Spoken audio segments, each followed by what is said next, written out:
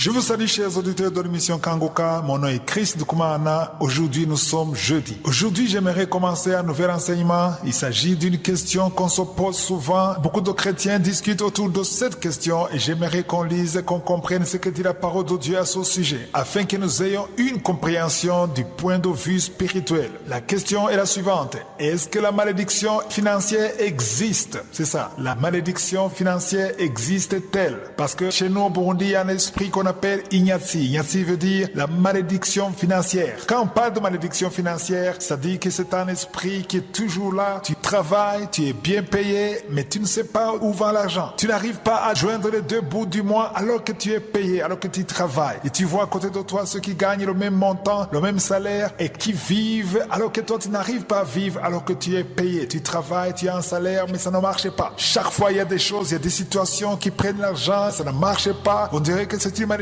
Et les gens ont un nom. Je ne sais pas dans votre pays comment vous appelez cet esprit de malédiction financière. Est-ce que cette malédiction financière existe réellement? C'est ça la question. J'ai souvent entendu des gens dire, j'ai été attaqué par cet esprit, la malédiction financière, priez pour moi. Et on prie pour ça, et on jeûne pour ça. Quand les enfants de Dieu rencontrent des soucis financiers, on parle de l'esprit de malédiction qui s'en occupe, qui a attaqué la famille. C'est une expression qui est maintenant courante. Mais j'aimerais qu'on découvre ensemble si vraiment cet esprit de malédiction financière existe ou pas. Et si elle existe, comment elle entre? C'est-à-dire que si c'est un esprit, parce qu'on parle d'un esprit, si cet esprit de malédiction financière existe dans la vie de quelqu'un, c'est-à-dire que cet esprit a eu une porte. Donc il faut qu'on apprenne comment fermer la porte. Ça passe quelque part. Si ça entre dans la famille, c'est entré quelque part. Si ça entre dans ta vie, il y a certainement une porte. Donc apprenons à fermer cette porte. Mais il faut d'abord découvrir, est-ce que cet esprit existe? Qu'est-ce qui cause cet esprit dans la vie d'un enfant de Dieu? Parce que si tu crois à cet esprit, tu vas toujours, chaque fois que ton enfant est malade, tu dépenses de l'argent à l'hôpital, tu vas dire que c'est la malédiction financière. Mais pour résumer tout ça, il y a un verset qui peut nous donner un peu de lumière. Si vous lisez dans Osée 4, verset 6, il est dit, mon peuple est détruit parce qu'il lui manque la connaissance. Là, on ne parle pas du peuple de Satan, on ne parle pas des païens, on parle du peuple de Dieu. Mon peuple est détruit parce qu'il lui manque la connaissance. Dans cet enseignement, nous allons découvrir la cause de cet esprit. C'est ça, on a besoin de cette connaissance. Je commence aujourd'hui, mais je vais continuer jeudi de la semaine prochaine. Il faut qu'on comprenne d'où vient cet esprit de malédiction financière. Comment éviter ça? Comment bloquer ça? Comment fermer la porte? Ce que je veux qu'on comprenne, je vais juste en parler aujourd'hui et je vais continuer la semaine prochaine. Il faut qu'on comprenne si cet esprit de malédiction financière est entré dans ta vie. C'est causé par deux choses. Il y a deux portes qui permettent à cet esprit de malédiction financière de pénétrer dans ta vie. Il y a la première porte, c'est la mauvaise gestion. Les chrétiens ont une mauvaise gestion des finances. Ça, c'est la première cause. La deuxième cause, qui est la deuxième porte, c'est le manque de semences. Beaucoup d'églises enseignent aux chrétiens comment s'aimer, comment donner l'argent, comment soutenir l'œuvre de Dieu. Mais on n'enseigne pas aux enfants de Dieu comment gérer l'argent. C'est ça le problème. C'est rare que tu entends les enseignements montrant comment gérer l'argent. Et la mauvaise gestion est une porte pour le diable. C'est une porte pour cette malédiction financière. Si tu ne sais pas gérer la bénédiction de Dieu, le diable va entrer dans ta vie. Parce que la mauvaise gestion est une porte ouverte au diable. Nous verrons que beaucoup d'enfants de Dieu préfèrent vivre au-delà de leurs moyens. Ça, c'est le premier problème. Si tu veux vivre au-delà de tes moyens, tu es sûr que la malédiction financière pourra entrer facilement dans ta vie. On a besoin de la sagesse. Mon peuple périt par manque de connaissance. Il faut la connaissance. Il faut connaître ces choses. Il faut qu'on apprenne à bien gérer les bénédictions de Dieu. On a compris qu'il y a deux sources qui provoquent des soucis financiers dans l'église. Il y a la mauvaise gestion et le manque de semences. Quand je parle de semences, je parle du principe de Dieu. Quand Dieu te bénit, j'en ai déjà parlé et je vais encore en parler dans cet enseignement. Ce que Dieu te donne, il y a ce qui est pour toi, ce qu'il faut manger et ce qu'il faut s'aimer. Parce qu'il faut savoir que tout ce que Dieu te donne, ce n'est pas pour manger. Il y a ce que tu manges, il y a ce que tu sèmes. Et les enfants de Dieu ne savent pas s'aimer. Et quand tu ne sèmes pas, c'est une porte ouverte. Ou bien tu sèmes, mais tu ne sais pas gérer. Et quand tu ne sais pas bien gérer, c'est aussi une porte. Donc il y a deux portes, la mauvaise gestion et le manque de semences. Je vais en parler dans cet enseignement. Je vais continuer jeudi de la semaine prochaine. Et après cet enseignement, on verra que si on découvre les deux portes, on ferme les deux portes, l'esprit de malédiction financière ne pourra pas entrer dans ta vie. Il entre quand il voit une porte. Quand il n'y a pas de porte, il ne peut pas entrer. Et souvent, ce n'est pas l'esprit de la malédiction, mais c'est plutôt ta mauvaise gestion qui ouvre la porte à tes soucis financiers. Je vais continuer à en parler jeudi de la semaine prochaine.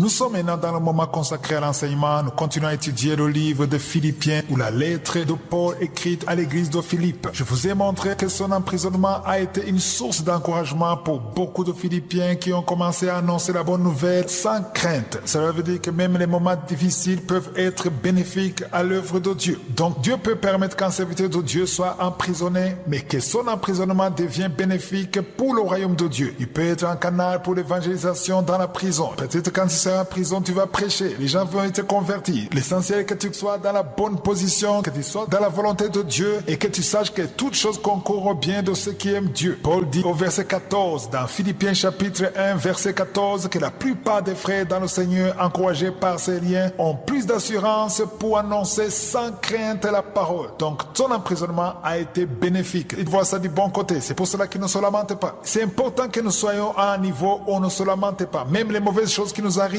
si on n'est pas responsable, si on est dans la bonne voie, si on est dans la sanctification, rendons grâce en toutes choses. Parce que Dieu sait pourquoi ces choses sont arrivées. Au verset 15, c'est ce que je vais dire aujourd'hui. On va voir comment Paul voit ceux qui l'attaquent. Il y a des gens qui l'attaquent. Nous qui prêchons l'évangile, il y a des gens qui nous attaquent, qui nous insultent, qui nous calomnient. Mais Paul voit ça positivement. Au verset 15, il dit, quelques-uns, il est vrai, prêchent Christ par envie et par esprit de dispute. Mais d'autres le prêchent avec des dispositions bienveillantes.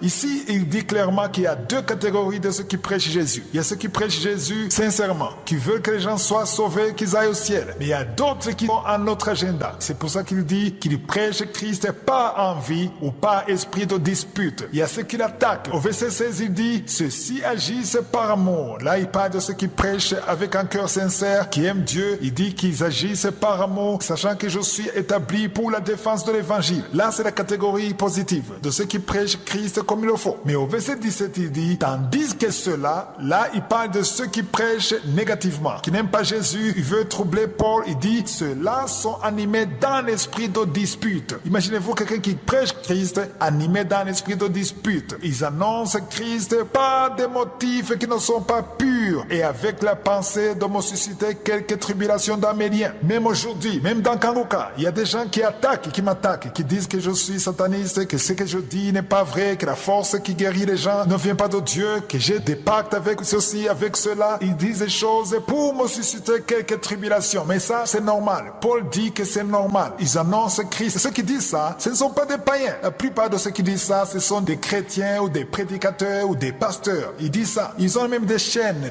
qui prêchent Jésus. Mais Paul dit, ceux qui annoncent ça, ils le font pour des motifs qui ne sont pas purs, avec la pensée de me susciter quelques tribulations dans mes liens. Alors, j'ai vu beaucoup de serviteurs de Dieu qui vont sur les chaînes YouTube pour se défendre, ou dans les églises, ils se défendent. Ils maudissent même ceux qui les attaquent. Mais Paul agit différemment. Au verset 18, il dit, qu'importe. Ça, c'est très intéressant. Il dit, qu'importe. Autrement dit, il voulait dire, ça, c'est pas un problème. Laissez-les parler. Laissez-les m'attaquer. Il dit, de toute manière, que ce soit pour l'apparence, que ce soit sincèrement, Christ n'est pas moins annoncé. Je m'en réjouis et je m'en réjouirai encore. Alléluia. Ça, c'est vraiment intéressant de voir comment Paul dit qu'il s'en réjouit. Qu'on l'attaque, ça ne l'empêche pas de parler de Jésus. Qu'on l'attaque ou qu'on ne l'attaque pas, l'important pour lui, c'est que Jésus soit prêché. Donc, si vous voyez quelqu'un en train de prêcher Jésus, même si vous connaissez un mauvais témoignage de la personne qui prêche Jésus, s'il prêche Jésus et que les gens sont sauvés, que les âmes viennent à Christ, ne l'empêchez pas, ne l'attaquez pas. Réjouissez-vous de ces âmes qui sont en train d'être sauvées. C'est ce que Paul dit. S'il n'est pas correct, s'il est tricheur, s'il est adultère, s'il fait des choses en secret qui ne sont pas bien et que tu les connais, ça c'est pas ton problème.